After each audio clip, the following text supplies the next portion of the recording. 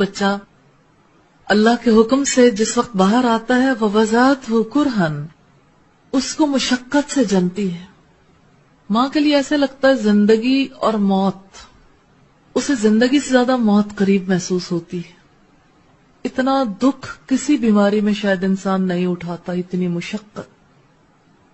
Delivery پینز جو اسے آتی ہیں، ان پینز میں ایک ایک درد ایسی ہوتی ہے انسان کو لگتا ہے کہ اب دم نکلا، اب دم نکلا.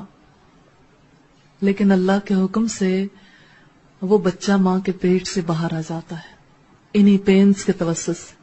اور آپ دیکھیں کہ ماں بچے کے ڈیلیور ہونے کے بعد اسے اپنی کوئی پرواہ نہیں ہوتی. وہ سب سے پہلی ڈیمانڈ کرتی ہے ٹھیک ہے نا، دکھاؤ تو صحیح کیسا ہے، کیسے جس کو اپنے خون سے سینچا ہے، جس کو ہڈیوں کا گودا کھلایا ہے، اب اس سے کتنی زیادہ محبت ہے.